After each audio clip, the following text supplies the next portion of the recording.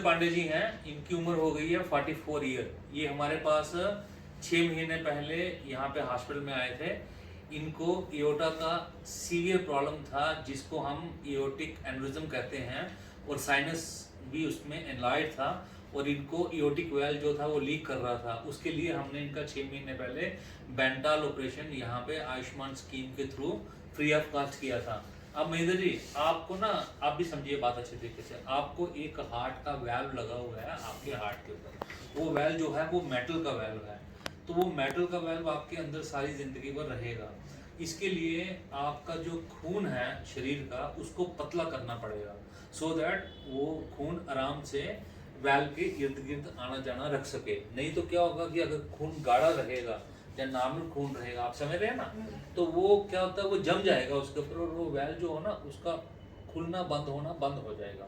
तो उसके लिए दवाई खाते हैं आप। एसिट्रम खा रहे हैं शाम को 6 बजे, ठीक।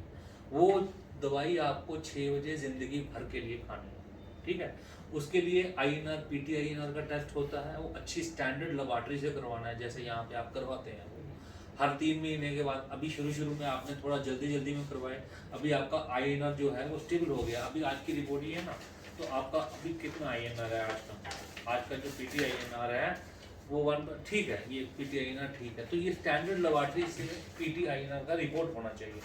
उसके बाद आपको ये दवाई जिस मात्रा में खानी है वो डिपेंड करता है कि आपका आईएनआर कितना है। अगर आपका अभी इसका आपका आईएनआर जो है 2.5 से 3 के पास एओर्टिक वेल के लिए रखना सफिशिएंट है, 3 के पास रख लीजिएगा।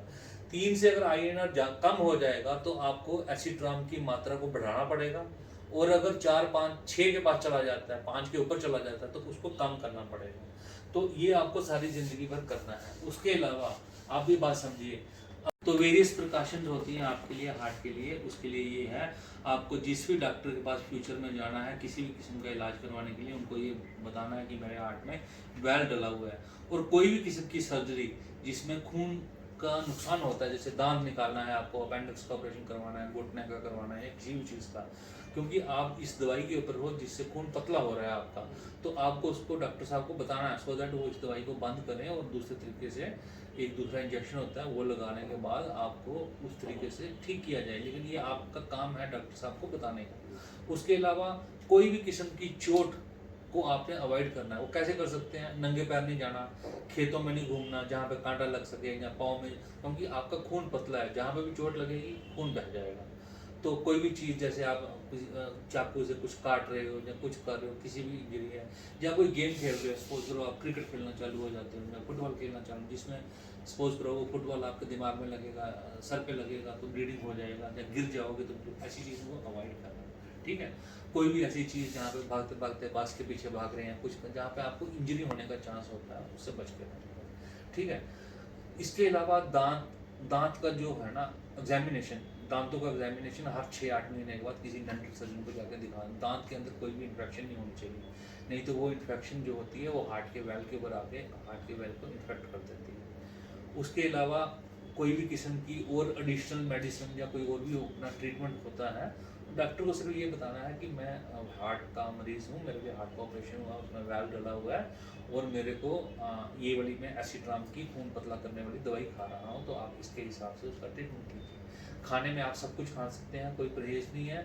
हरे पत्ते की सब्जियाँ जो होती हैं, पालक, साग, मेथी, कैबेज, जो ऐसी सब्जियाँ होती हैं जिसमें हरे पत्ते होते हैं, वो कम खानी है। ना खानी, ये नहीं है कि आपने खानी नहीं है, खा सकते हैं, रोज़ नहीं खानी है, हफ्ते 10 दिन में एक बार खा लिया, बट ये नहीं कि रोज़ साग, क्योंकि उसमें विटामिन के होता है, तो जितना विटामिन के जाएगा तो आपका खून गाढ़ा होता जाएगा।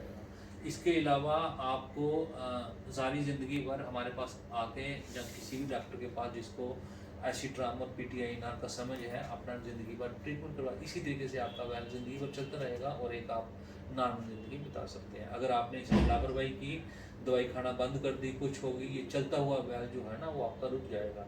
जब वैल्व आपका बंद हो जाएगा, रुक जाएगा, तो हार्ट का प्रॉब्लम आएगा और लाइफ को खतरा होता है। अभी आपको 6 महीने हो गए ऑपरेशन किए हुए।